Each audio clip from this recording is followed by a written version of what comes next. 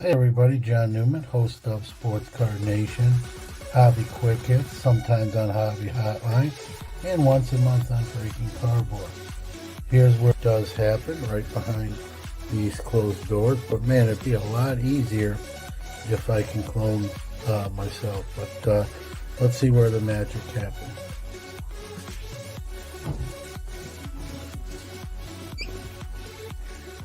Hey, what took you so long? We got a show to do.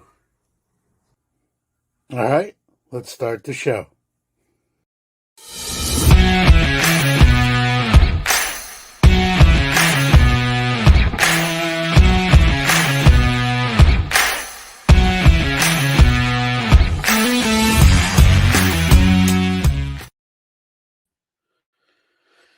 All right, welcome to episode 5 of what we call here on Sports Card Nation Breaking Cardboard. It's a once a month live podcast, if you will, video podcast with a co-host and usually one or multiple guests. Today we have multiple guests.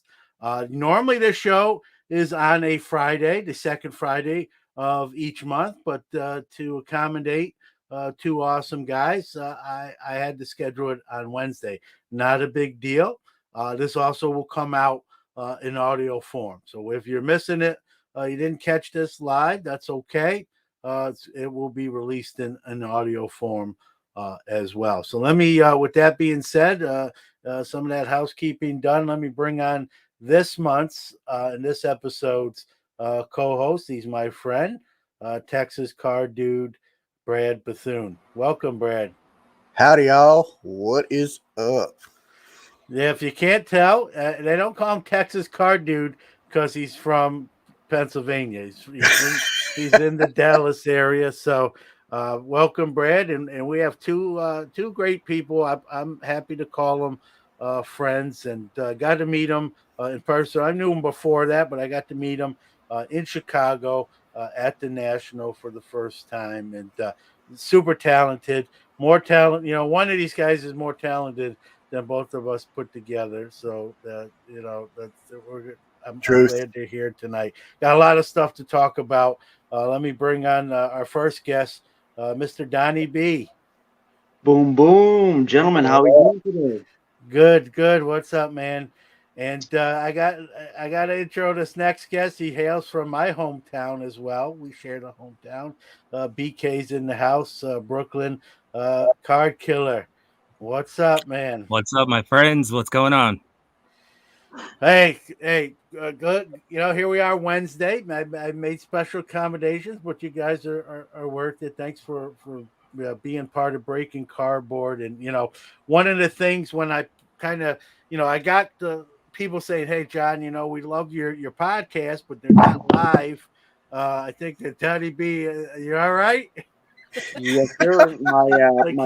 He's okay. I don't know about his camera, but you know, I got a call. Like people said, why don't you do a live show? And I'm like, I don't want to do it every week. We got plenty of great guys doing that kind of stuff, and girls. And but you know, I got enough, you know, call to do that. And I said, you know what?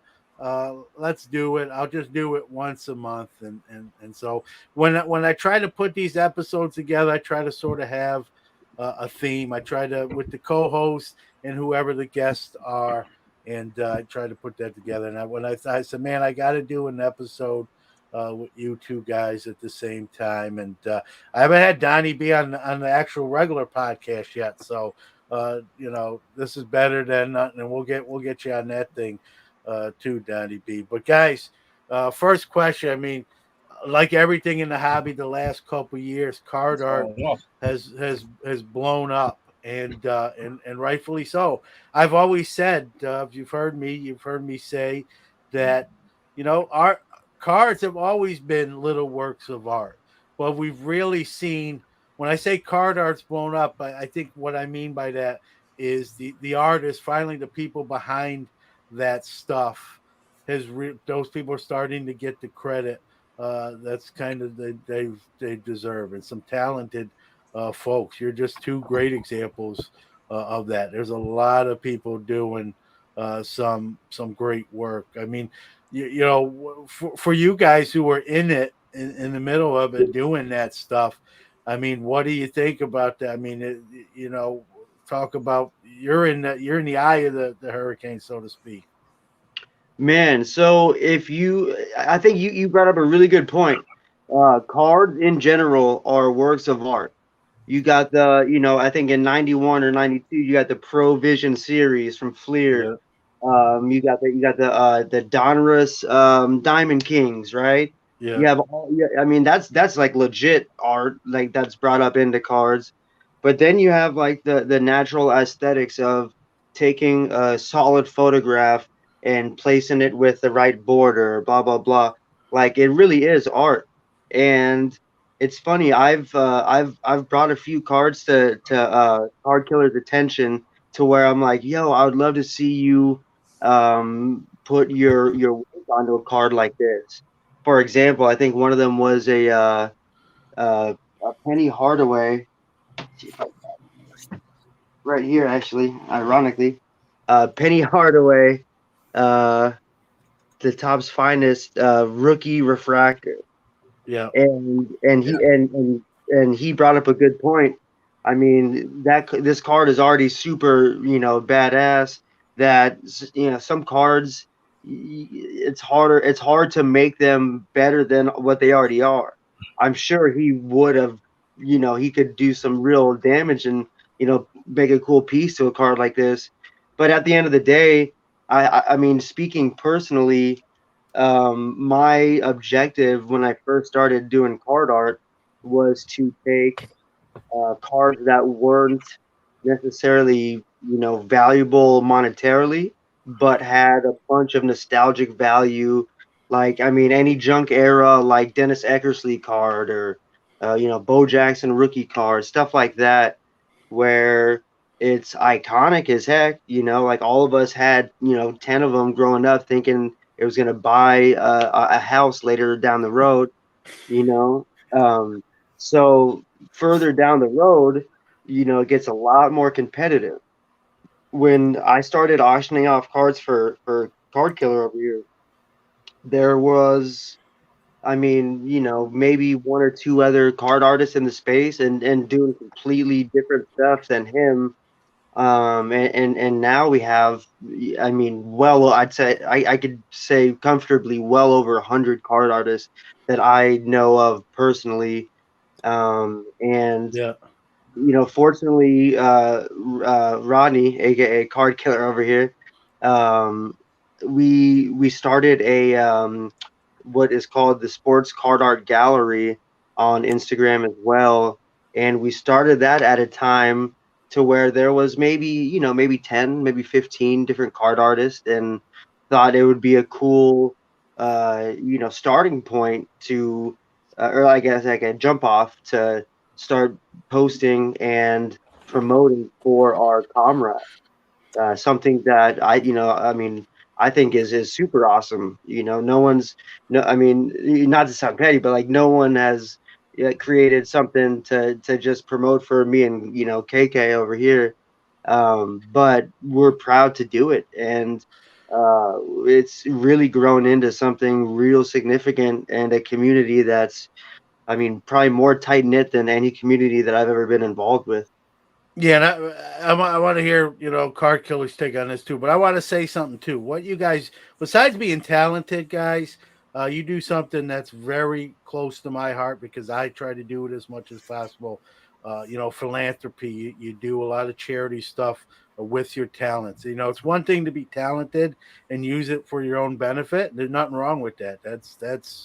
That's America in its nutshell. But you also use those talents to help some less fortunate folks, and not everyone does that. Not everyone can do that. And I think that you might not pat yourself on the back necessarily, but I want to do that, and I've said that before. But it You're can't here. go, You're here. can't say thank you Here, here. enough for that. And Yes. to me, that's talent is one thing, and just being a great human, is another. I can't draw a stick figure to save my life, so I try to do nice things. But you're talented on the art side and on that side as well. So hats off to you guys. But Card Killer, just kind of synopsis of the last 2 years and the rise of card artists, if you will. Yeah, I mean, it kind of hit at exactly the right time that multiple artists kind of needed the outlet because whether or not you worked in a studio or you worked at home, you were staying put for because of the pandemic, and so you had to kind of scale down, and scaling to the card art format um seems like a pretty small task. I mean, all you got to do is apply your own style to what you were doing, and then just make it into the 2.5 by 3.5 format. So it was convenient for me at the time, but I mean, it seemed to work out perfectly for a lot of artists who needed the outlet. And that's kind of like just how a snowball turns into an avalanche. Once you see someone enjoying it, and then they want to give it a shot, or they want to do it with their kids or something like that, and they could do that now because they're at home a little bit more often. And then the natural progression of it over the last couple of years is it just getting on bigger platforms. Topps took on their art projects. The money started coming in. Like it took a while to start convincing people that cutting up cards was going to make them worth more. It sounds so bizarre. I mean, it still kind of does. You still kind of laugh. Well, it's what you do, and then you got your trimmers that do grading. But that's a whole nother show. But we love to show the trims. Yeah, so that's the difference. We're a little more transparent about it. yeah, no doubt. And your work's a lot better than theirs as far as artistic. Amen on that, brother. Form. One quick follow-up question, and I don't want to. I'll let Brad ask one. I know he's got a few. With the rise of card art and all the talented folks that are finally sort of getting recognized and for what they're doing. It's not just relegated to the art world. We see it in other niches. You get all sort of those. I see a lot of. I'm trying to think the best term for a copycat artist. People kind of literally do the same exact thing, and sort of kind of. I don't want to say try to steal thunder, but sort of like not give credit to the original person where they seen do that. It's one thing to be similar and not exact, but I've noticed a lot of people trying to replicate what you guys do without even saying, hey, Donny B was an inspiration, Card Killer. Now there are people that do that too, but then there's others that just kind of do that and try to pass it off as if they're the originals. And I mean, how do you, as an artist, how do you deal with that? I know you just got to keep doing your thing, but does it bother you? How do you deal with those things when they occur? It doesn't bother me 1 second. That's okay. Sorry, Donny. Well, get it. No, I'm just gonna say that. Yeah, it never bothered me. I mean, when they imitate, that's a form of flattery. Listen, it never bothered you because nobody can copy what you're doing, brother. Woo, preach. Well, I mean, real talk. Well, I mean, if that's the case, I mean, there are plenty of artists that what they do is they're committing their style to the format. Yeah, I mean, I try to have my own style. I mean, that's just the way I operate, and I'm constantly moving from one concept to another.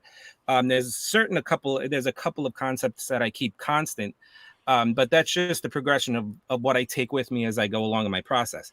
But other artists have done it, the same way, and I've seen them develop over the last couple of years.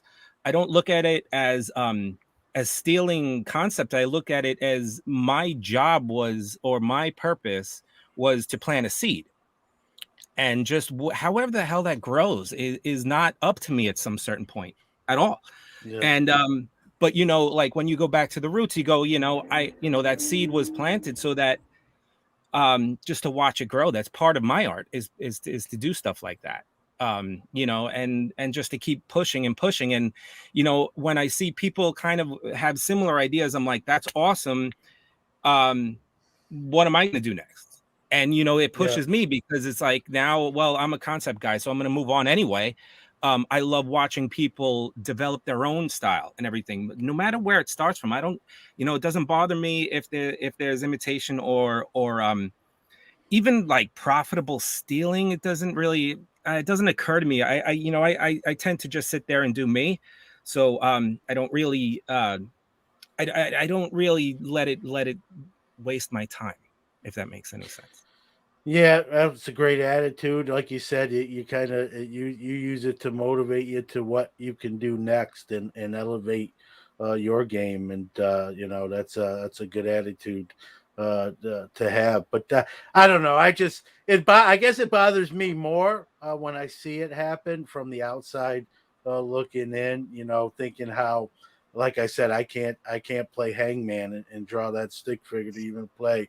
But I thought, you know, it's funny. My dad's an artist, a really good one, and my son is tremendous too. He got that gene. It skipped right over me. My son can draw like the Beatles freehand, like with features, and I mean, it's crazy. I'll have to post some stuff on my social media. But and my dad's a crazy good artist. He does a lot of Disney type stuff. But me, like I said, I can't. So coming from a sort of an art background with my dad and my son and seeing what they can do, and then guys like you, I'm sort of jealous to be honest with you, because I couldn't do it to save my life, and you guys make it look so easy. But you know, that being said, you know, when someone's sort of I don't want to say steal, but kind of do that and not really pay the proper homage to where they got it from. It's one thing to steal something and say, listen,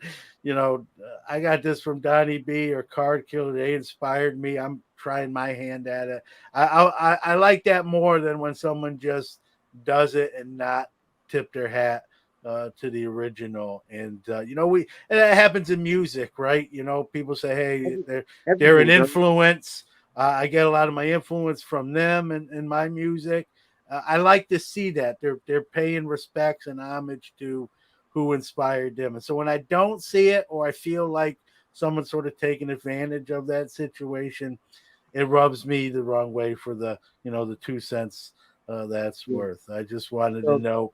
So me personally, John, I've had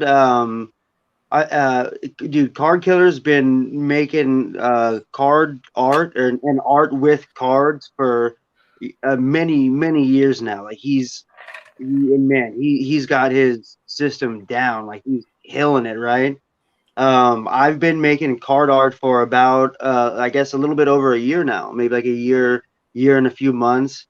I feel very confident and very good about what I put out for that time frame and whatnot. But my system is a bit more easy to knock off than Card Killer's is. You know what I'm saying? Yeah. And before Card Killer and I got together and started selling card art, either of us, I mean, brother, there was no blueprint. There was no one telling you how to chop this up to do this, sell it here. There was none of that. All there was my guy Card Killer making some elaborate, insane pieces, and nobody knew what to do with them. Like dude, I don't want to speak too much on his behalf, but like he was making some badass pieces that couldn't. I mean, he wasn't getting $75 for them. So, some of the same pieces that we sold for like $700 in the last few months. So there was no blueprint. So now when you see someone with 33,000 followers making this pretty cool stuff and putting the price tags and selling the stuff that I do, boom, that a blueprint is created. Something that you can physically see that I'm doing, or somebody's doing, that they could replicate. Or in my opinion, I'd love to hear just jump in and add their own spin on the game, because that's what I love to see, man. Like, I love to see a new artist jump in and come at it with a new concept that you've never seen. For example, there's this dude named Ice Wolf. I think it's Ice Wolf like 37 or something like that, and he's won a few of our auctions, and he collects like agates and crystals as well as cards. And after winning a few of our auctions, he started slicing up or taking like thinly sliced crystals and putting them on the back of cards and incorporating them with cards. And he actually made his first piece and sent it to me. And something that I treasure, man. Like, just like you see, it's in my big boy case. Yeah, this one has eye appeal too. This is lovely. He put a freaking stone behind me, bro. Oh, that's Geo. nice. That's cool. That Like, is Yeah, awesome. look at that. It's yep. And you're talking about someone who literally just wanted to jump into space so he could make me a gift. I think the first 5-10 pieces he made, he's not selling any of them. He's like gifting them out. Like, that is culture, brother. Like, that's what we love. That's what we love to see, rather than some dude try to copy our imitate our formula and go from being a no name to selling their cards and trying to steal our followers. And like, there's so many different Yeah, and ways to go about it, And that's what I was getting at, Donny B. Here's a guy, like you said, this Ice Wolf. I don't know him, but I'll check him out for sure now. What you plugging him, putting his own spin on it. Like, he's taking what's there and trying to put his own element to it, literally with stone and geology stuff, and that's the geo. It just it's like, what can you do next? It's like, hold my beer, right? Watch this, that I appreciate. It's those folks like you just alluded to that literally just do it like verbatim that's been done and not even tip their cap. It's like stealing from someone and not even nodding to, hey, I got this from you. At least in the bare minimum, do that. You know what I mean? But yeah, I mean, I'm all about inspiring people to get in space and whatnot, but it does for me. I mean, me and KardKiller clearly have like a little different stance on it, but sometimes it'll get under my skin when I see somebody, replicate my piece to the T. I'm talking order the same exact card, use reflective strips on the back, all of that stuff. But on the other flip of the coin, it's inspiring to see when something like that, when it starts out like something like that, and then maybe 2 or 3 months down the line, they're a real player in the game making their own stuff. Yeah. So that happens every once in a while too. I came across my feed today. Some guy, he chopped up. I'm assuming it's a reprint of an '86 Fleer Jordan, and he made a collage and mixed it with a one of those Maxell, Maxell cassette tapes from the '80s, the clear ones. Yeah. And I swear to God, it looks like a little card made out of a tape, like a real cassette tape. It was awesome. And I was like, these concepts are coming in really quick now, man, because everybody's starting to juice up and starting to take their own art to the next level and starting to see that anything is possible. Really, it may be a smaller format, but it almost it's unlimited. And even though you're tying it to sports, it's not like you're jumping on the shoulders of it or anything. You're just using it as a tool to deliver a message. And every artist gets to do it. I mean, I want to give credit where credit is due, because late last year, I found what I consider the first piece of card art to be made by a gentleman by the name of John Sheezer. His Instagram tag is Ephes marked with 2 E's in the beginning. Ephes marked, and he's been in the game for years and years. He's been doing sports art, and I know he's been mixing it a lot with big resin bricks and making a lot of collages with baseball cards in them cut up, but they're larger size pieces. And here you go, this is an example. So John's been in the game and he's been doing that stuff for years, and the first real piece of what I would say is like collage card art that we kind of know of today. He had made in 2018. It was like some Griffey piece that he just posted on his page in 2018. And it kind of just, since his following wasn't big and he posted it and just like the next day moved on to another piece, it's kind of like it just went under the radar. So I saw that piece in, 2020, and I was like, he made that to like almost 3 years ago. And I was like, so I went up on our other site that we do, the Griffey Legacy Project, and I made a post about it. I was like, this is, I think, pretty much the first piece I can imagine being conceived. I mean, you got to know that like he's an artist in the game. Now, this is someone, another artist could have done it 10 years ago. Another artist could have done it 20 years ago. I mean, making your own card is not a new thing. But most of it is kind of like, you get graphic designers making their own cards and everything. Rarely was I seeing any concepts being thrown in like a collage way or a mosaic way into a card, like a reimagining of a card. But what's been happening, I think, over the last 2 years is that it just it caught fire because of the pandemic, I think, and then B, it was just the right artist was making the right splash and the right content to promote it correctly, and then that fire just became like a blaze. So I want to say cheers to John, because that's a really early card art piece, and I hope he has it still. If not, if someone else out there has it, that'd be awesome to see where it is now. Man, but for the record to cut in, like I said, I have well over 33,000 legitimate followers. I've been sent, more packages than I could count as far as gifts or art cards or just anything like that. And dude, for the record, this was the first thing that was ever sent to me. So cool. This is a very treasured piece, man. And it's a trip because he's the gentleman that he speaks of, John. He makes really cool stuff still. And unfortunately, I feel he really puts so much effort into his art, and he just really doesn't put too much effort into building his platform. And unfortunately, these days that'll hold you back, man.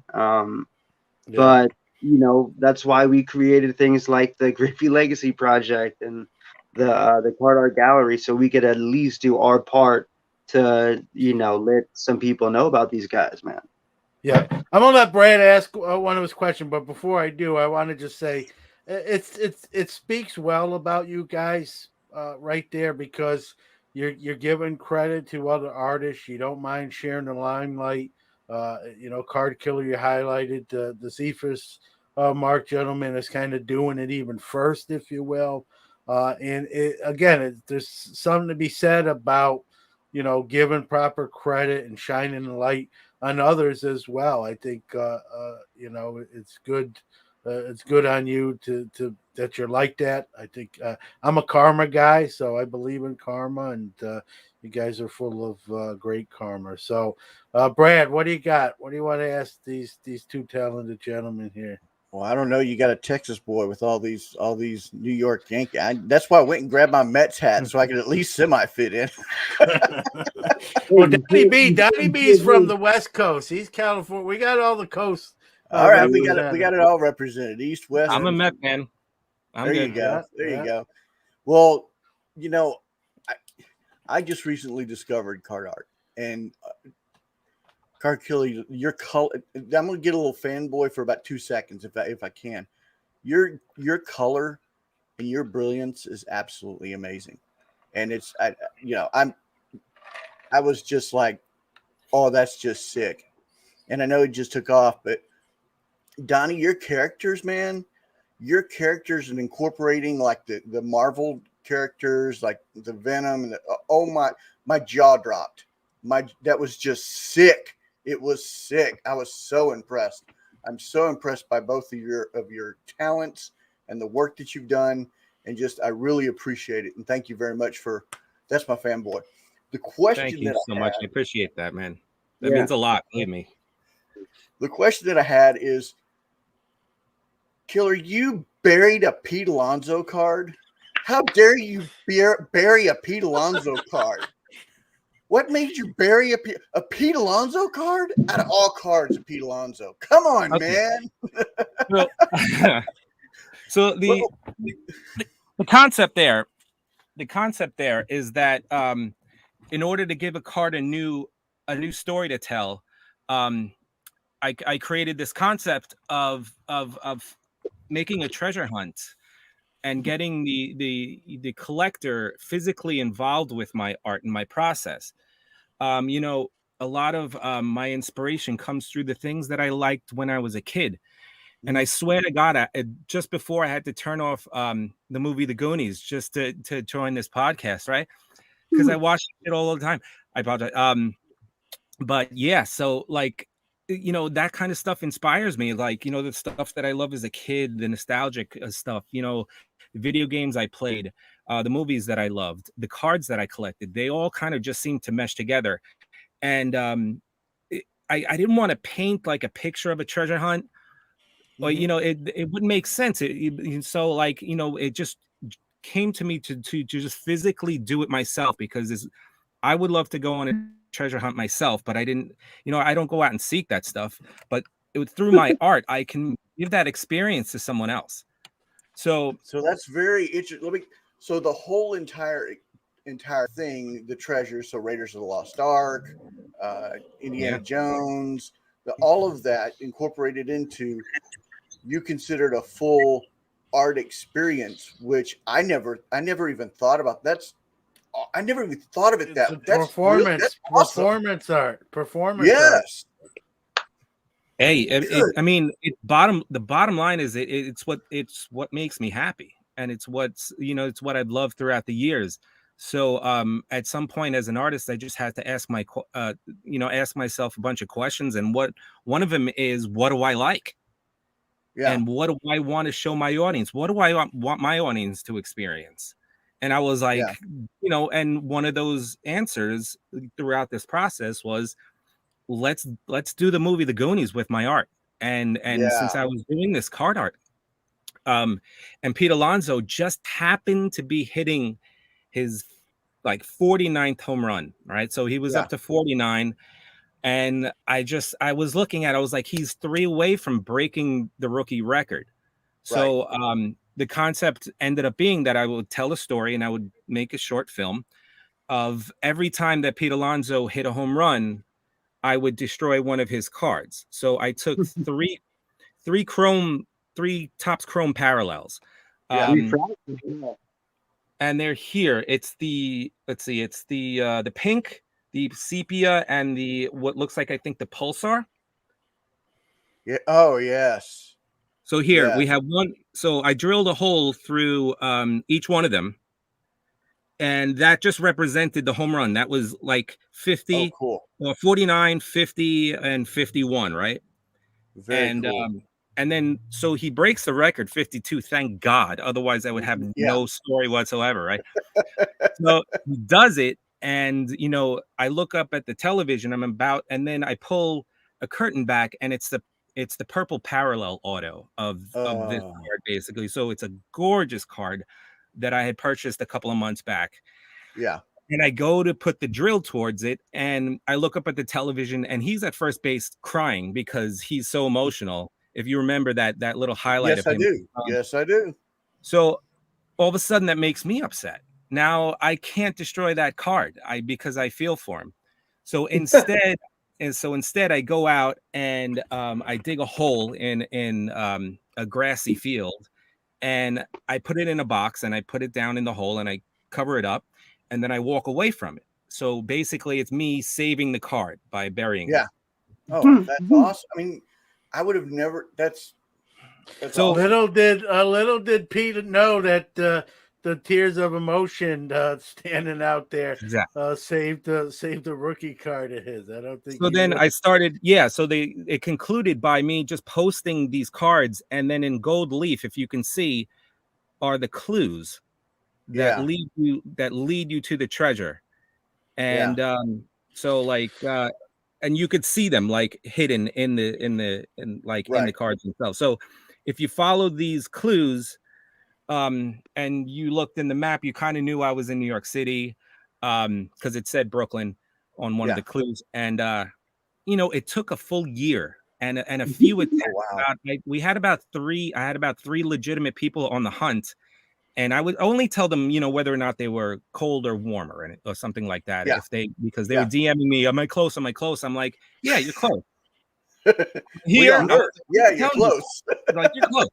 And one of the last clues is the purple emoji is actually on like one of the of the post of like a baseball field, like really close. You could see it, and like I had the target 40 feet away from that face. So if you found the face, you knew where to look. And some guys were in there digging with the screwdriver, digging holes in the field. Like, oh, we dug 20 holes, we can't find it. I was like, I don't know exactly where it is anymore. So metal detectors or. Oh yeah. So he was like, should I get a metal detector? I was like, yeah, I think so. So one guy actually went on a second attempt, got a metal detector, knew where to look. And lo and behold, he found it. I think his name is JT, and he lives upstate. He drove 2 miles to Brooklyn. And I'm going to tell you exactly what it is. I did not bury the card. Why would I bury that card? Because if the weather gets to it, it's going to get hot. It's going to get cold. That card is going to get damaged. So I had the card myself. But what happens is the guy found the box that I buried, which was adorned in which is he has right now. Yeah. Which is a little hint to what I'm about to tell you. The box itself is a piece of art. I know. Oh yeah, the box itself It literally is. The box itself is all decked out. So the box had a message inside it saying DM me immediately, and I met up with him. Like, that's the note on the bottom. And then I gave him the key. We took like final video so I can conclude the short film. And we planted the card back in, so when he opened it, it was there. And then he looked up and I was gone. So that's basically the conclusion of that part, that treasure hunt. And it's amazing that you brought it up, because me and Donny has that box now, because we are really, really close to dropping a second one. And he is, and I have been dropping clues on the internet for months, and no one knows. And even if they kind of know what it is, they can't figure it out until I start dropping, like ciphers, if you will. Nice. So my follow-up question is, when you met the guy, were you in a chunk outfit? And did you swing on a rope yelling, "Hey, you guys"? Yeah, no, that was me. Donny was next to me doing Baby Ruth. Right? Donny was clocked. No, and I followed that. I followed that whole storyline, and I don't want to say storyline, but the whole concept, and it was awesome, man. It was awesome. It was and to see the gentleman finally find the box and then get that card. I mean, obviously, like most movies, there's a happy ending, and that gentleman got a really nice Peter Alonso card, and you got a great story out of it, and the box, as we see, is in itself artwork as well. And so I hope we see that. I hope we see things like you kind of hinted, something along those lines again. I think it's fun.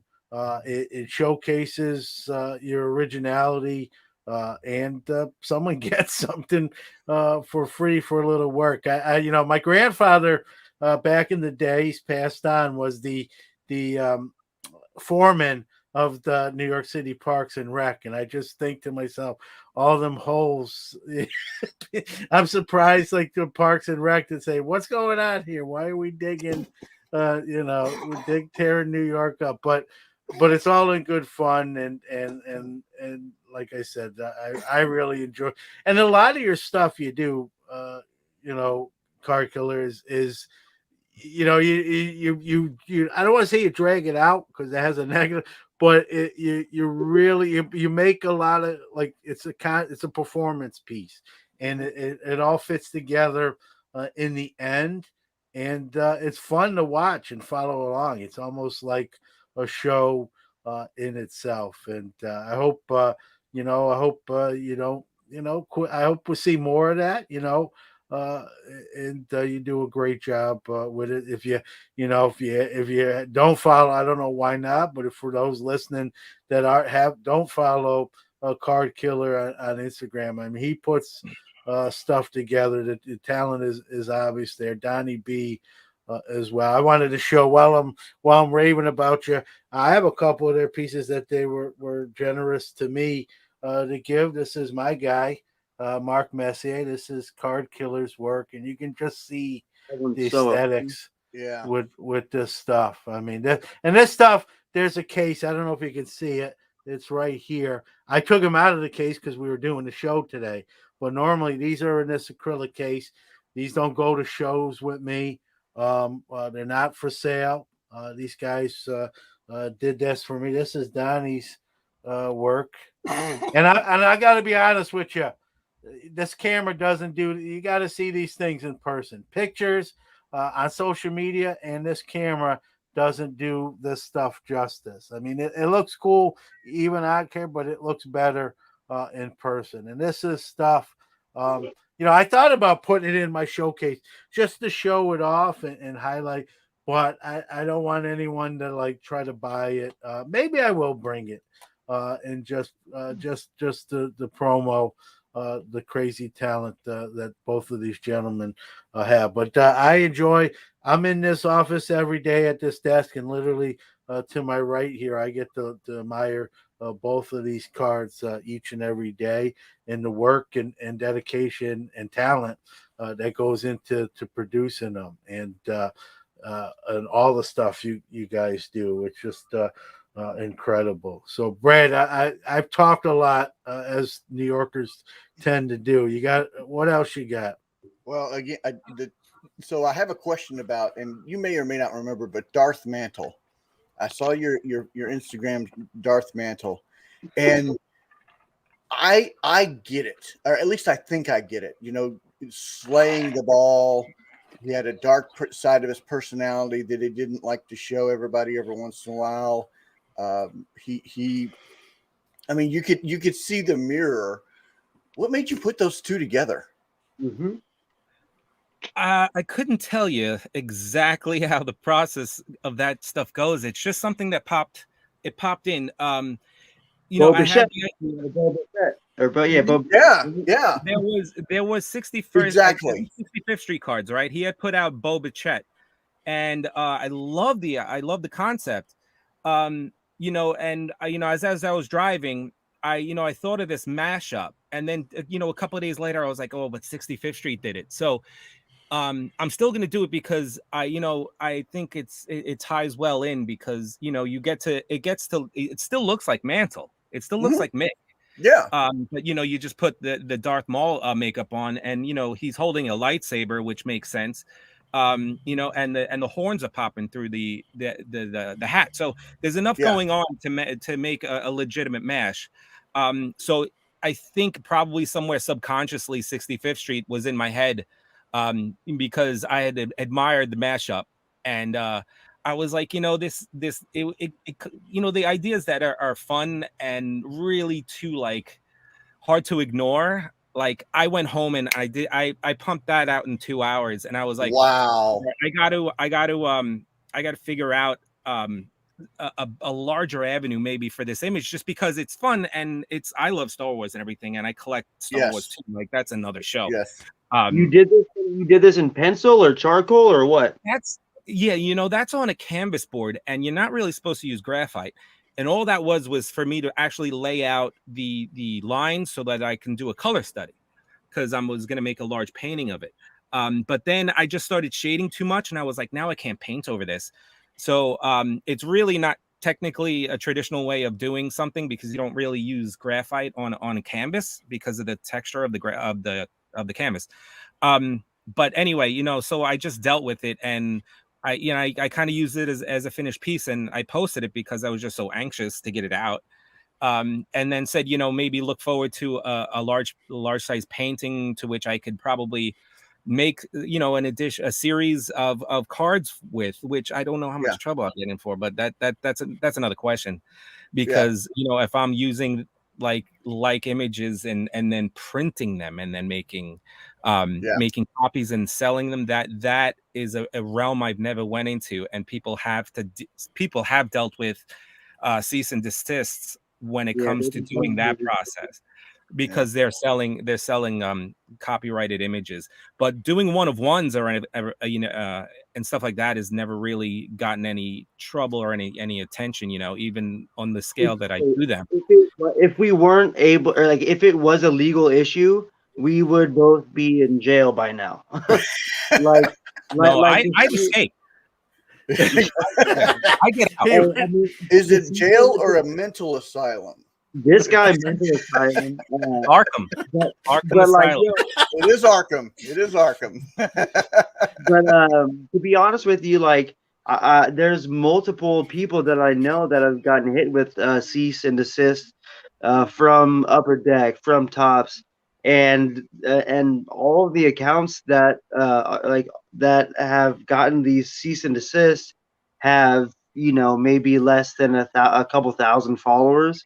Like I have 30. Like I hate to even keep saying the number, but I have a decent following, and I do weekly auctions with different card artists selling one of ones that get decent coverage, man. Some of them get 20, 30 shares. So the industry sees them, whether they see all of them, who knows how many, but they know about us. They see us. And this, I want to segue into something I have on my list to cover today, Donny, with cease and desist and them protecting their property. It's come out recently, a few artists, not necessarily you guys, but people in the art world saying, hey, Topps or Panini has kind of lifted my artwork and used it on a project they released or a downtown card in Panini's case, and not number one, not paid me for my work, or even asked me, hey, can we utilize what you did? So they're worried about their stuff or being protected. It's a two-way street when artists are having their work used. They got the lawyers though, man. They're already lawyered up for stuff. I hear you, but I'm saying they're not squeaky clean. I guess where I'm going with this, they're not. It's a two-way street. Obviously, they have more money to have those expensive lawyers on retainer, but I mean, you want people to follow the rules. You should follow them yourself as well. We've seen that, and sort of that's a knock on the card companies too. One of the reasons I think, and this is just me talking here, my opinion, that card art exploded, besides just the talent itself that got it there, is the last 10, 15 years of card design. Let's be real. I've been doing this. I've been in the hobby a long time. I've seen, is sort of been lacking, almost been lazy. And then you guys are taking that sort of boring, mundane, pieces and showing what heights they can actually go to with a little effort and work and talent. And I think that's really why card art it's the people behind it that are taking that sort of lazy effort, if you will. And I don't want, people are working hard at Topps, Panini, Upper Deck, Leaf, whoever card company you want to insert there. I don't want to paint with a broad brush. They're working hard to hit deadlines. They're not working hard. It's a good. That's exactly probably the perfect way to say it. But the ingenuity, the imagination has sort of suffered, and you guys have said, hey, we don't have a deadline. We set our own deadlines. We're just going to make some really amazing stuff. And I think I think the Project 2020, Project 70, with some of the stuff Panini's done with like Downtowns and Kaboom has come from those examples that you guys have set and other artists. And to me, it's like give those guys credit instead of maybe trying to lift their work kind of in a subtle sort of way. Hire them, or if not, hire them as a full-time employee. Hire them to design the cards. Yes. They can work. You can work from home and give them card designs and paid for your services. Yeah. And hopefully, if that's something you want to do, I'm not trying to be your agent or anything like that. I mean, if I'm a card company and I see people like doing cards, I'd love to pull out of a pack or that. I'm trying to find that guy and say, hey, what do we got to do so we can get that kind of work for people to enjoy it. I think for work like Card Killers and mine, I think it'd be really cool to throw in some redemptions into some packs. Yeah, I'd love to see it. You hit it right on the head, Donny B. Some redemption. They could do this stuff. They got enough staff to find these people like yourself and say, hey, let's collaborate on something here. That's really, in a sense, what Topps did with the 2020 project and hiring those artists. And then they went and hired more artists in the Project 70.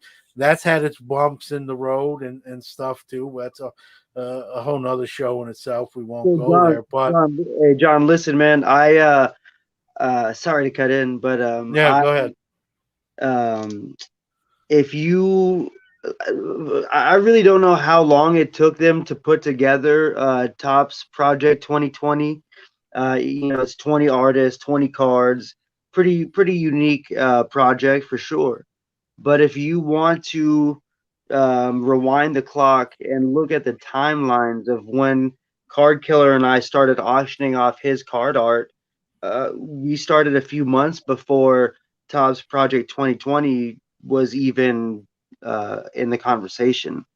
Yeah. And I'm not here to say that we birthed Topps Project 2020, but just throughout the last couple of years, there's definitely been quite a few, like eerie coincidences, if you will. No, you're preaching to the choir, Donny. That's why I brought it up, because I do believe that stuff happens. But now let's be fair too, and not just pick on Topps. No, Panini. I'm actually fun. Panini with the kabooms and the downtowns. Though listen to this, man. And like I said, I can't claim this idea was thought up by us or whatever.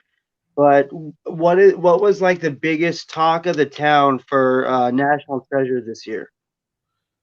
What's that? The Jason Alexander relic. Oh yeah. The Yankee. I was auctioning off a fucking Jason Alexander autographed card art piece a couple months before that. You're right. It just slipped my mind. I'm old, so I don't remember that. Whatever. I'm older than you are. Stop that. By like a month. But no. I think a lot of that goes on, Donny. Listen, Jason Alexander, that's a fucking random name to throw in, and like that's quite coincidental, I must say. Yeah. No, I agree with you. I think a lot of that goes on. There's probably stuff we can't see everything. I think it happens more than we even those are things we realize. I think it happens even more things a little more low key. Even than that's going on. And if you're gonna do that, like just hire the person or incorporate them in there, or compensate them for their ideas and their work. These companies are making quite a bit of money. It's not a big deal. To me, it's just they're trying to get something without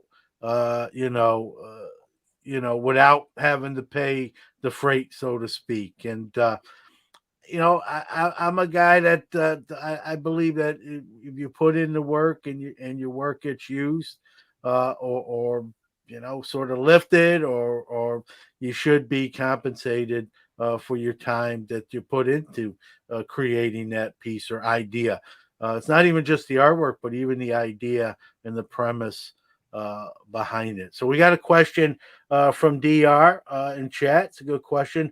What do you guys think about the future of designing and printing cards at home? And I think it's a great question.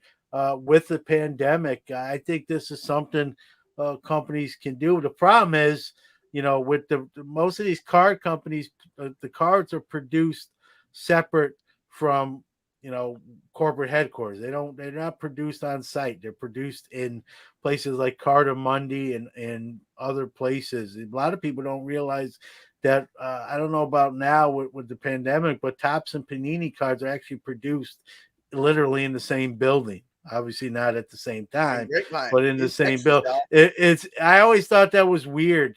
It would be like Burger King, McDonald's using the same oven to cook the food. It just, to me, it's sort of unheard of. If I'm Topps or Panini, I want my own established factory or printing, and I'd probably want it closer to where I am to be a little more hands-on QC and stuff. What you guys are doing is at home, but as far as there's a lot of production, but what they could have, and I don't know what the card designers that they have that are already hired. I don't know if I'm sure some of them are working at home as well, especially during COVID times. But why not? It's what kind of where I was going with is like, if I see an artist and I like what he's doing with cards and I'm a card company, why wouldn't I reach out to him and say, hey, I want you to design some of what we're doing here. I want you to be part of what, and come to some sort of payment agreement or hire you outright, just period, hire you. Or if not, if you say, hey, I kind of like being my own boss. I don't really want to work for you, Panini or Topps or Protect, but here's the concept. If you want to buy this concept or buy this design, let's talk terms there. I think it'd be silly not to do that. Why not? They only got a couple years, and then there's going to be fanatics most likely making those kind of decisions. And who knows what they're going to do? They're going to be a direct to consumer type company. We don't know whether they're going to try to buy a Topps, Panini, or someone else. That remains to be seen.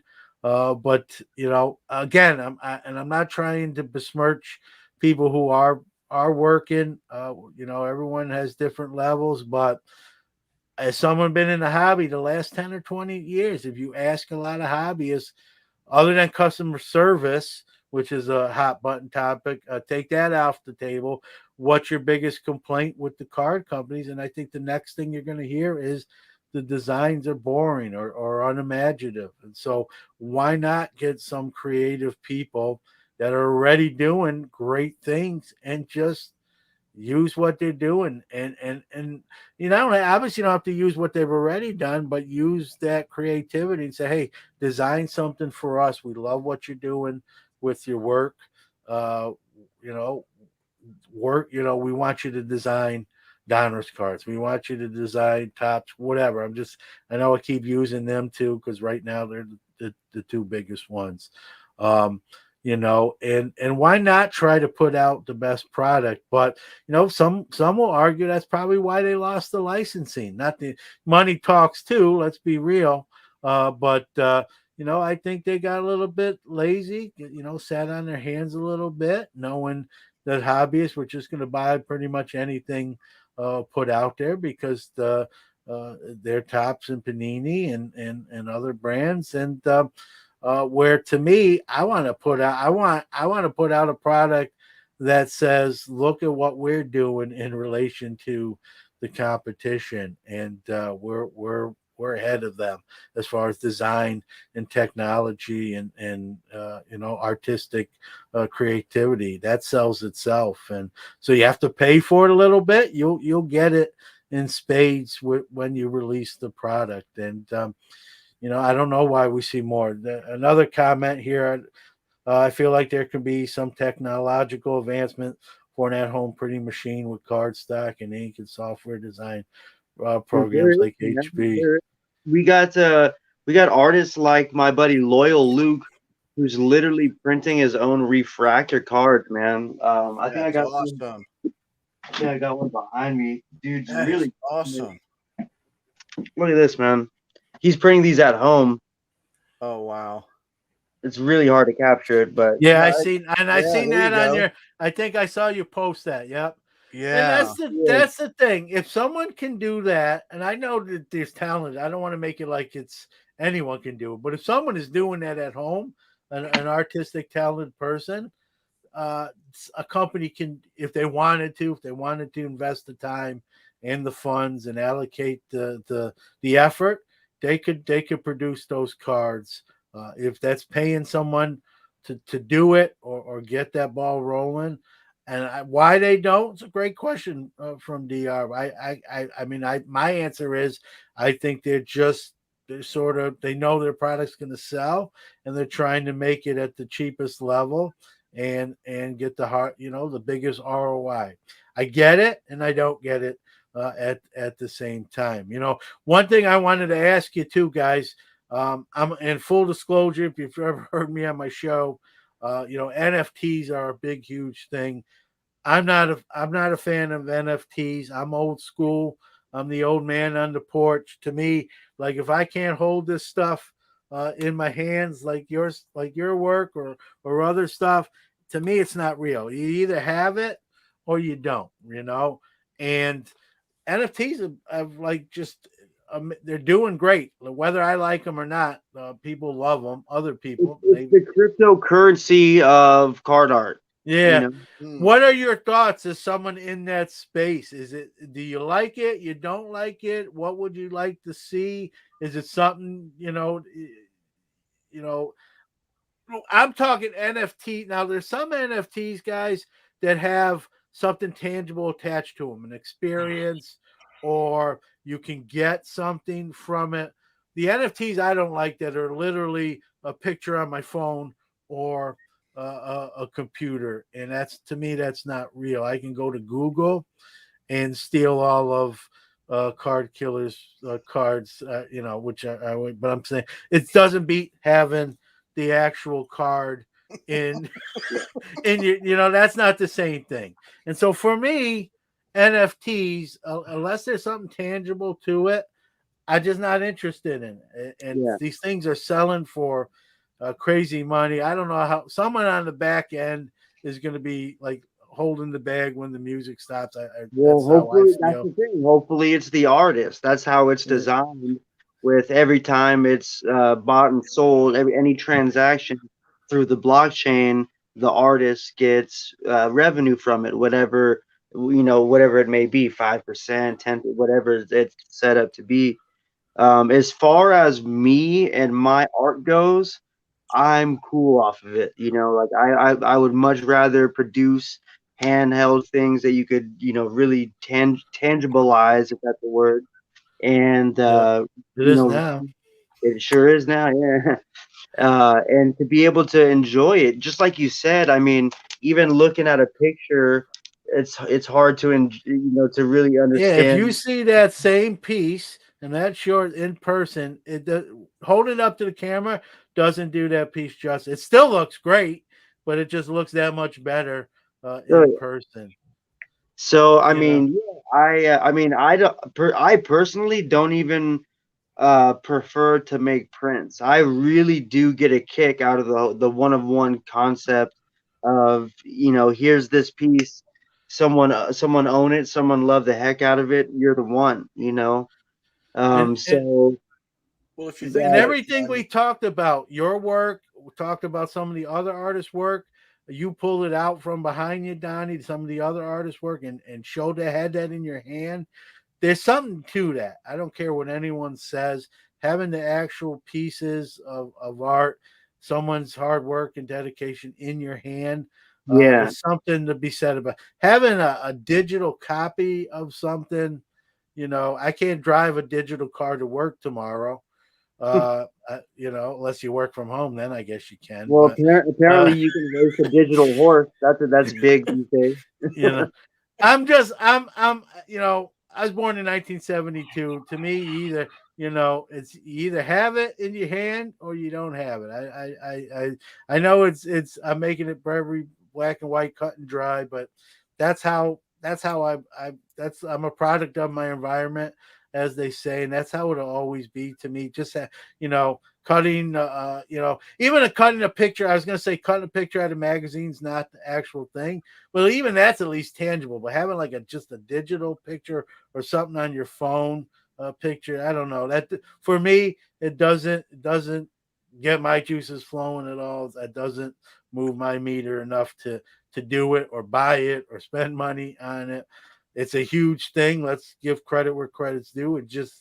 I just don't get the whole concept. I want to have, the art. If I buy, I can't afford it, but if I bought, a Monet painting, I want the actual painting on the wall, not a digital copy that I say, hey, look what's on my phone. I got a Monet, right? So that's me. I know I don't speak for everybody, but I wanted to ask you guys, what you thought as someone who produces actual works of So, art. to finalize my thought, as far as my art goes, I could do without it. I have no interest in doing it. Yeah. If I could go back in time, I would love to have done a fair amount of research and actually do some investing in it. Yeah. Because why should all these other people be getting fat and happy off of it when it's something that we probably could have easily done with the right timing. But yeah, just like as far as my art goes, I'm very happy to call it physical and one of a kind for sure. Yeah. For But me, Card my Killer. Yeah, go ahead. yeah, I was gonna say, my knee-jerk reaction was much like yours, John. Digital work has been traded over the internet for decades for free. So what's the difference? And then I read a bunch of articles about it, and I started to understand the application of it being a digital asset in a metaverse, which is only growing by the day. There's going to be you can buy digital real estate, and when I put on my Oculus, I can go visit my friend's digital home, and if he has a digital painting on the wall, that's his now. And then we know it's not a copy. So the more we become like technology advanced, if you would, but also like technology bound, the more this digital world is going to exist. The only thing that with NFTs is that it gives the opportunity for such instant dilution that you're scrambling when you hear about it. It's almost like when you hear about it, you already missed the boat, because now everybody and their mother has like an Ethereum wallet, maybe not their mothers, but like and people have No, they access do to it. too. They do They too. can, but you know what I mean? Like everybody is going to start building this digital world, and it's still kind of in the early stages, but for me, I love the there being a physical representation of a digital product there, so that that there's something to attach it to, that's just not a picture of an ape or something like that. um I think the more we see time go, we see like the more like 99% of it is just going to be in like some kind of digital wasteland. There's not going to be any reason for it. And it's going to, the more expensive ones are going to be the first ones, or the popular people who put them out, regardless of what it is. So it just becomes as fickle as the art world is, as fickle as business is. The second you put blood in the water, sharks are going to come. So things are boiling over so damn quickly that it really is going to come down to what is the NFT worth physically, in the real world, and then what is it worth in the digital world. It's inevitable, guys. I mean, it's already here. It's just a matter of every business is going to incorporate it in one way or another, and some of it's art, some of it's not. but an art was an easy way for people to start thinking money's going to just fall from the sky. And that quickly probably already has dissolved. Like if I'm actually in the process of working with someone to create digital assets. I'm still in the early stages, but I want to find a way to make it connect, make it work with my art. And just like I told the story about the treasure hunt and how that works with my art, I'm going to have to figure out a way to do it digitally that sets me apart from everybody else, just like I try to do with everything. So it can't just be like John says, this picture on your phone that like a clip of someone making a slam dunk. I mean, how many people have seen it? Like, do you want to see that NFT that anybody owns? Not really. I've seen it on ESPN. So I'm shocked. I'm shocked, Card Killer, like how these things have been received. I'm surprised they're as popular as they are, But the DR's got another comment I want to put because I feel the same way. I feel like the metaverse will be like the movie Inception. We will never know what cards we actually own or if it's all a dream. And I'm just gonna say, if I'm in the metaverse, I better have some kind of superpowers. Like if I'm gonna be in the metaverse, I just don't want to be like regular John. I gotta have, I don't know what kind of superpowers I'm gonna get from being in the metaverse, but I'm definitely incorporating something. Maybe I'll be able to like be artistic in the metaverse where I'm not in the real world. Your power is going to be able to take a PSA 9 and turn it into a PSA 10. That's what you're going to be able to do. I was thinking more along the lines of a bidet or something. I'll take it. I'm not beggars. Beggars can't be choosers. I'll take it, Card Killer. The modern day water to wine. There you go. I just I'm going to be the old man on the porch here, I guess, if so be it. But to me, like it's either real or you either have it or you don't. Like, for example, what I said, I can't draw to save my life. I don't have that talent. You guys do. It's pretty cut and dry. Like there's no in between there. There's no gray area. Like, and that's how I feel with these. You either have something, you own it, either you bought it or someone gave it to you and it's yours, or you don't have it. Like I just, and the money that some of these things going for, and I don't want to make this the top shot, but there's stories now that people can't get their funds out of their wallets, and they're wondering if it's really on the up and up, and their CEO made some disparaging comment.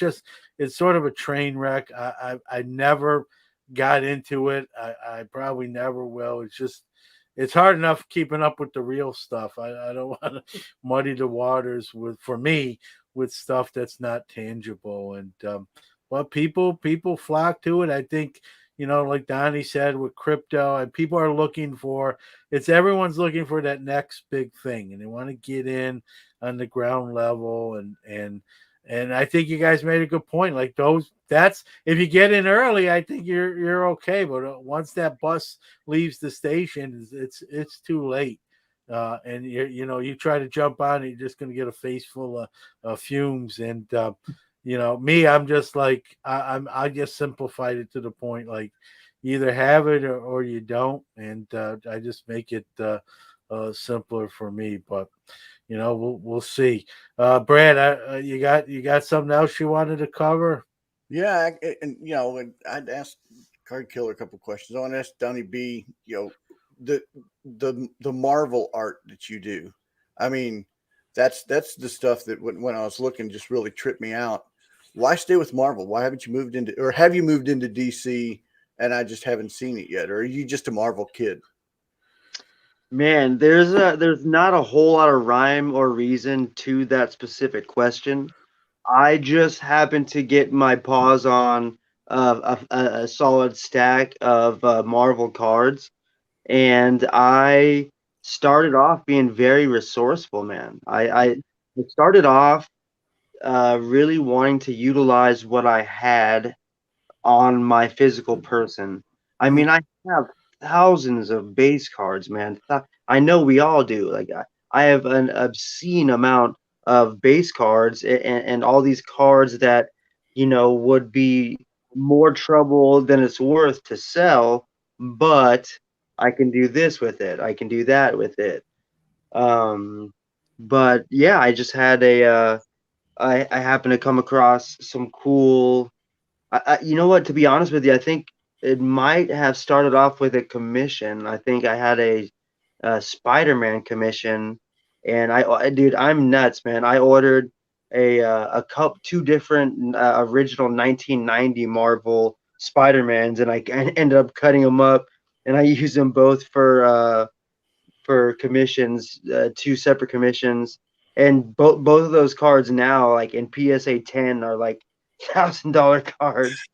You know, I'm an idiot, man. And I know one of them for a fact was in real good shape. Yeah.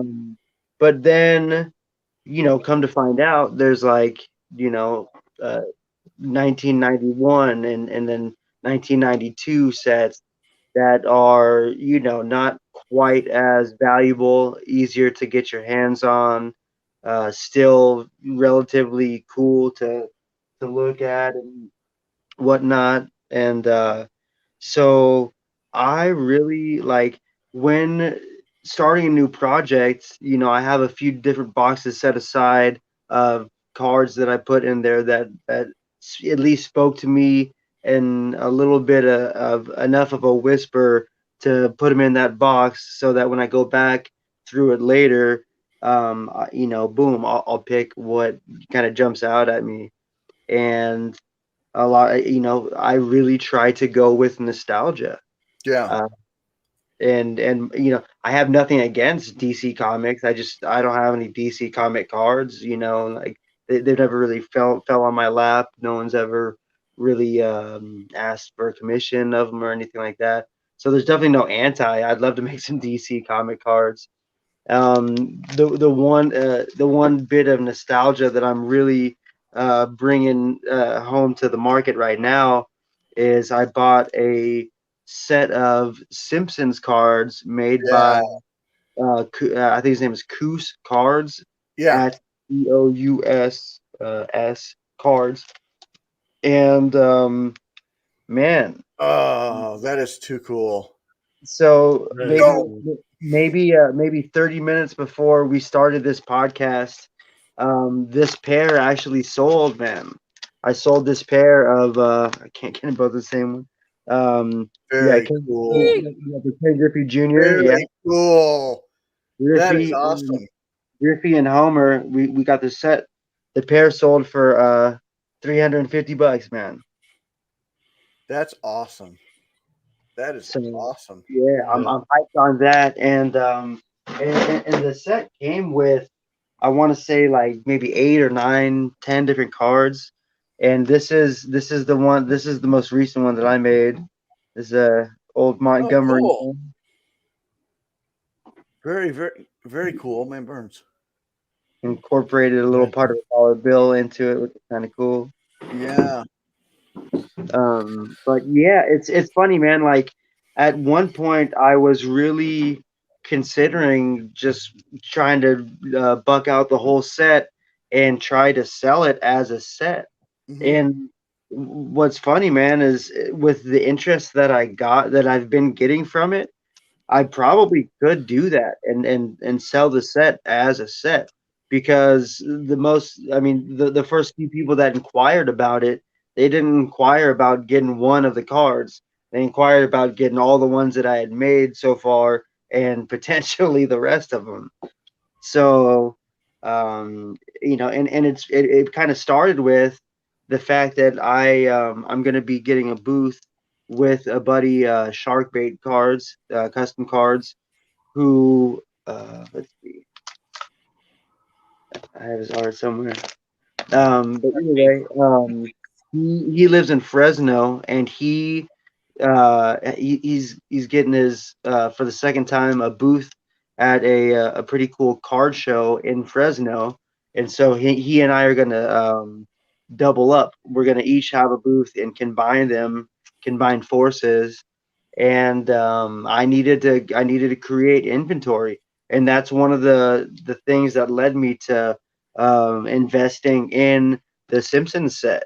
Yeah. You know, I mean, I see things in a very kind of black and white, way.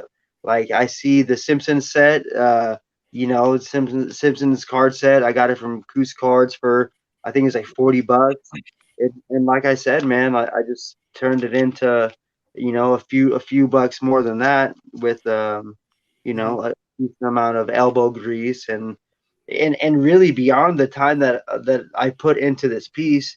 What it is the thousands of hours of time that I put into all the pieces before it, that to where that allows me to be able to make a piece that looks like this. Yeah. Yeah. And something you said too, Donnie, which I know with guys in the card art world, you guys have a sort of like a fraternity for the most part. I don't want to say everybody, but a good percentage of you all kind of help each other out, communicate, get along. I'm sure there's exceptions to the rule, but I think as a general rule of thumb, you guys will collaborate, help each other out, promote each other, even during this podcast.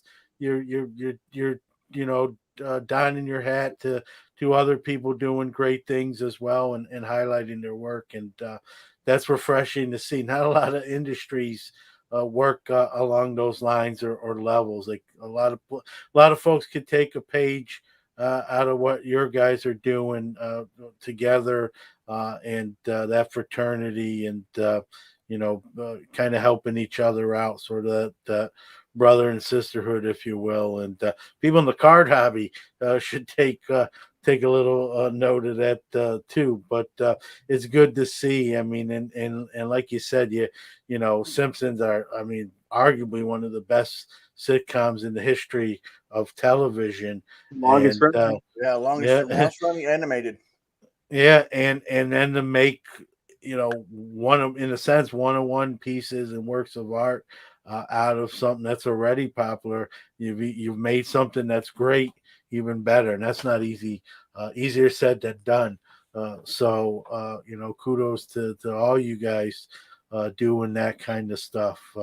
I wish I had even an ounce of that sort of imagination and talent, but unfortunately, I don't. You guys, we're coming down the home stretch. I wanted to, you guys do your own podcast as well. You two and Peter Pac-Man. It's called Outside the Wax. You guys are all busy. I don't know how you're usually about one a month you release for the most part. I don't know how you do it. What you Yeah. say? Yeah, it's got Yeah, a little I mean- lately, sure, but But I time? mean, Man, that was awkward as shit. Yeah, I mean, our goal has definitely been to try to get 2 out a month, but Yeah. just like you said, man, you're talking about 3 very busy individuals, and Yeah. not even just with the hobby. I mean, Peter Yeah. Pac-Man is a freaking student dean at a school, at a youth school. KK over here is in a band that meets Yeah. all the time. He has, a restoration job that he is, basically full timing. I work at a comedy club serving tables, as well as making my own card art, as well as running 4 different pages. Yeah. It's not always the easiest task to get us all in the same spot at the same time. I mean, Pete works at a school, he works days. I work at a comedy club, I work nights and weekends. Literally the opposite. But the last thing that I want to touch on, some that I guess kind of gets me hyped on the whole situation. We, just like you said earlier, we definitely have done a fair amount of philanthropical work, and I want to speak on the project that has meant the most to me, and in an unexpected way. I mean, first off, I'm 31. I'll be 32 years old in like a week and a half, and I've never had a car. I've never had a license. Never driven a car. Never driven a car legally. Yeah. There's a distinguishing between that. I got arrested for driving without a license, so statistically proven I have driven a car. But yeah, not legally. That was a long time ago. But that being said, man, a very good friend of ours and member of the space. His name's Chris Zupan, also known as Blender of Zombie. And this dude's been making card art for, it's probably as long as I have, like a year and a half. And has been, I mean, talk about consistent. Like that dude's making like 2 pieces a day every day for, a year and a half. He numbers the pieces. I think he's made like 400 or 500 pieces. Like he's Wow. really, and they're all like really good. Like the dude's no slouch. And talk about generous. Like probably his first 100 pieces, if someone inquired about buying them, he would just send it to him. Like he's got a heart of gold. And I think this probably happened maybe like a couple months before National, so maybe like March or something. His fiance's car got stolen while she was at work on her day off, like covering for a friend of hers. Goes into work reluctantly, gets her car stolen, and oh, look at that! Yeah, that's Blender of Zombie. I mean, come on, dude, the Griffey rookie, like that thing is dope. It is. It is. Seriously. And so, yeah, real quick. And so, man, my man was torn up about getting this car stolen. And like I said, you're talking about a dude with a heart of gold, a dude that's, giving away the hundreds, if not thousands of dollars worth. I mean, I guarantee he didn't charge KK for that piece, like for like the first like 100 pieces, man. He's just sending them out no matter who you were. And so when they got that misfortune happened to them, and man, he sent out some posts that just kind of broke my heart about, if I kind of those drunk posts that like you delete like the next day, but like you put up because you're so frustrated. And it just broke my heart, man, to see the them going through this when it just didn't. It shouldn't have happened to them. There's many people that should have gotten their car stolen before they got theirs stolen, and instantly I knew that I had to do something. I had no idea what. I mean, like I said, I don't even have a car myself. I can't just give him a car. Yeah. But I do have a hell of a platform that I put countless hours into, and Card Killer and I have come up with. I mean, basically, he came up with an idea called Mayhem Breaks, where we literally take boxes or packs or whatever of packs of cards and drill holes into them, and then do a little break, and then at the end of it, people pick their cards, and we started doing add-ons. Like if you wanted to pay an extra whatever amount of money, you could get embellishments. Nice. Yeah, that is. It almost looks 3D. I went like this. It looks like you enjoyed that way too much. So this right here actually came in the mail today, and this was my piece that Blender Zombie ended up embellishing for me, for kind of hosting that project and whatever. And so within, I mean, less than a month and a half's worth of time, we literally bought our buddy a new car that was valued more than the car that they got stolen from them. That's awesome. Yeah, that is awesome. That is awesome.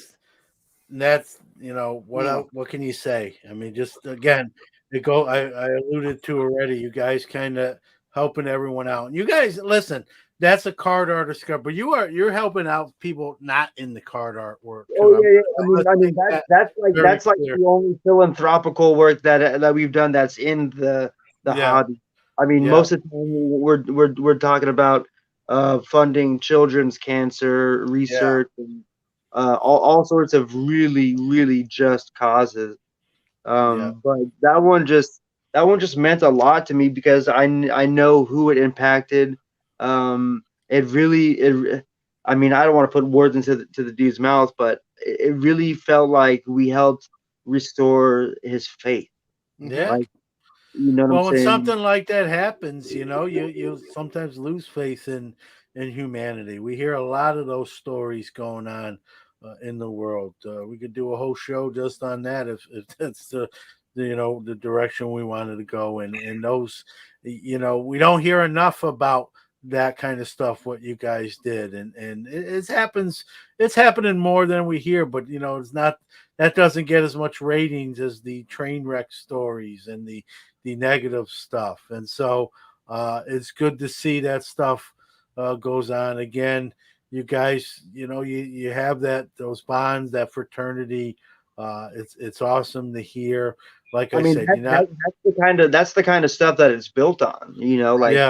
Now that you kind of get an insider scoop on it, it's not just a group of like-minded people that like to cut up cards. Like, people that have really kind of shown up for each other in unique times of need. I mean, there was people that were a part of that I bet even had doubts, like, oh, I'll buy a spot. Hopefully the money goes to the right place, type of thing. But at the end of it, you see our buddy with a new car talking about it's the best car that he's ever had, and I mean, I think John. I was going to say that John has always said it best. Now that the hobby is the people. I mean, I was just trying to wait for the right spot to say that. KK. Listen, I like when other people. I'll say it, but I enjoy it more if someone else. But it's true, right? It really is I get asked every once in a while. I get asked if I'm on someone else's show. It might come up and the host will say, John, I love the hobbies of people. Tell the story behind that. And it's boring. There really is no story.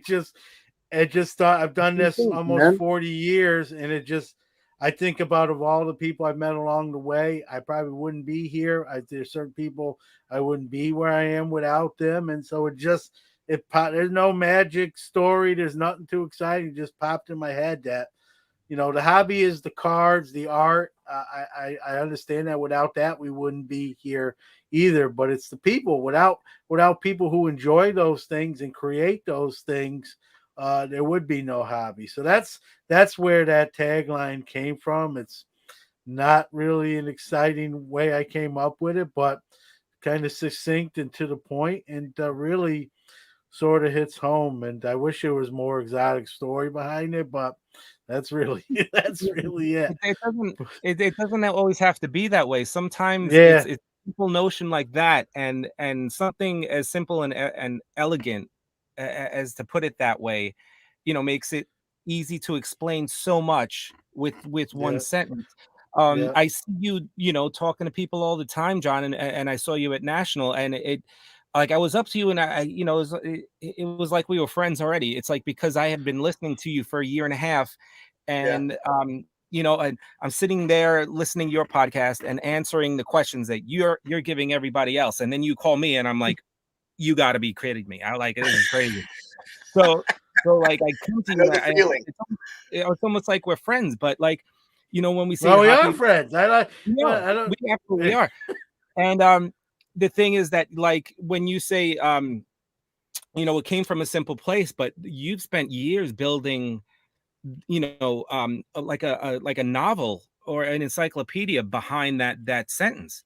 So like now when someone asks you, what does it mean? I mean, you probably have 1,000 stories. So like, it's almost which is why that's why I have so many episodes and they're so long. I'm actually going to be cutting them. I'm changing the format around on the two shows, so they both should clock in under an hour. Actually, Brad is privy to what I'm doing. I've talked to him about it. So I think it's more consumable if I can keep it to under an hour with Sports Card Nation and Hobby Quick Hits. And so, but I do 2 episodes, one each of those every week, and so like you said, Card Killer, that's the stories.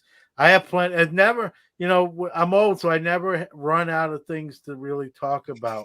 I actually forget stuff. I have, the older I'm getting, I have to write stuff down more than I ever have before. Or I'll walk into a room to do something, and I get in the room and forget what I came in there. I have to run out, then remember, and then run back in before I forget a second time. So that's what getting old gets you. But one thing, you are inspiring people. There you go. There's Brody the Kid shirt. Yeah. Let's peel the onion back just a so John and I talk a lot off air, and we'll be sitting there talking, and he'll go into a story, and I swear I'm listening to his podcast at some point. Well, that's the thing. Like, I don't have a shtick. Like, I might tell bad jokes and try to be funny, but it's not that's really, like, I'll do that in person or I'll do it with the mic on. It's not really any different. And I think people appreciate that. Like, there's no phoniness to it. Like, you may not agree or like everything I say necessarily all the time, but one thing everyone should be able to say is, like, John's a straight shooter, and he he calls it like he sees it. He gives me his honest opinion, his honest assessment, and that's what it's about. Herman's watching, and here's a comment from him. Speaking of hobbies of people, I got a couple PWE racks from some friends of the hobby today, and that's what it's it's about. That's what it's about.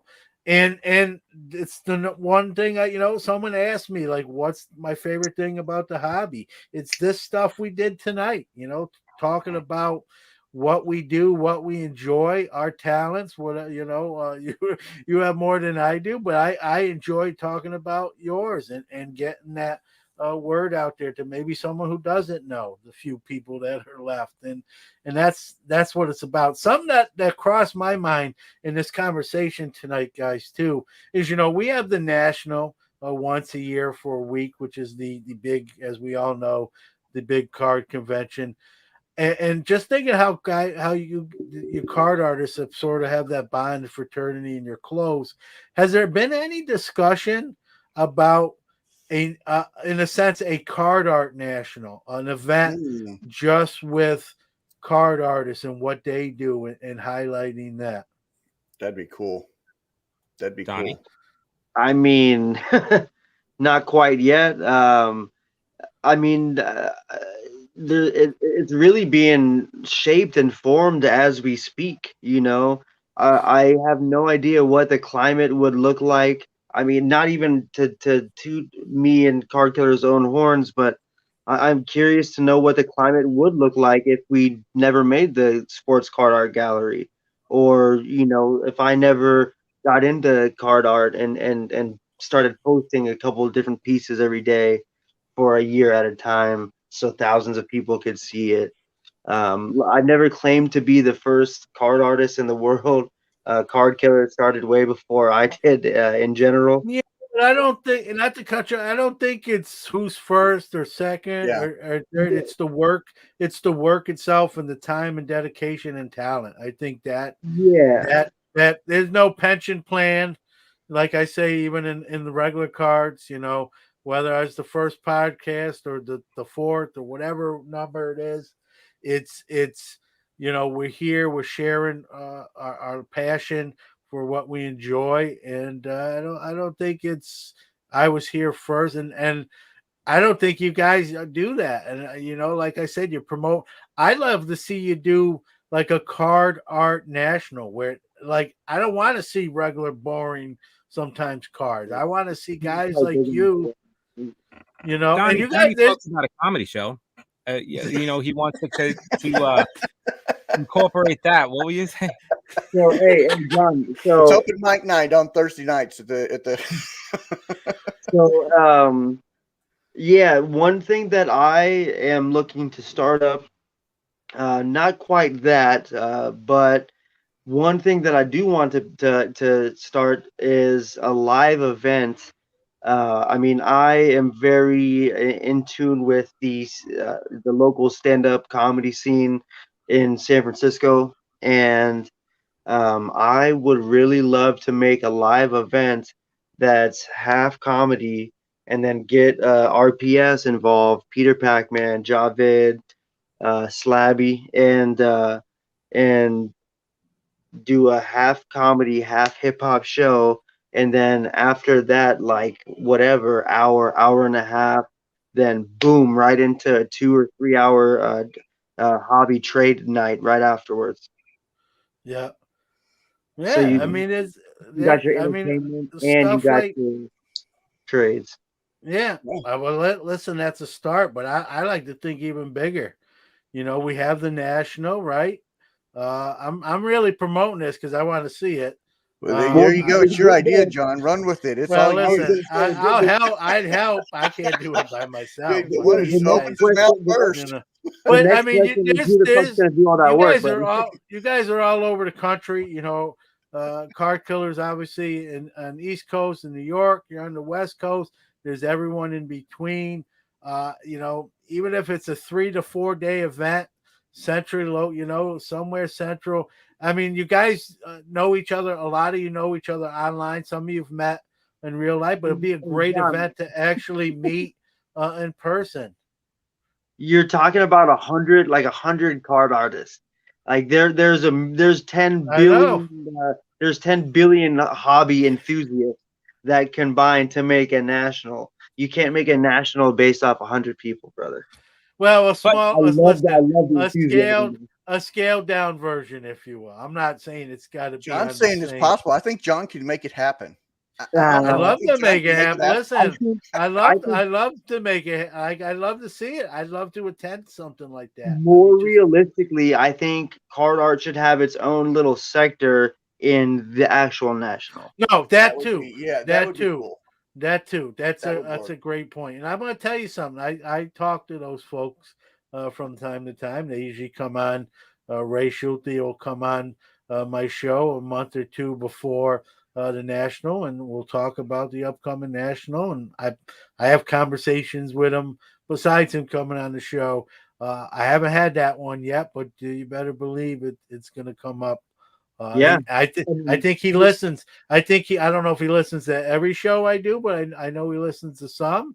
This is going to come out in audio form, and so Ray, if you're listening, you know, how about it? We can have a content creators row. Why not a card art row? And listen, the venue's plenty big.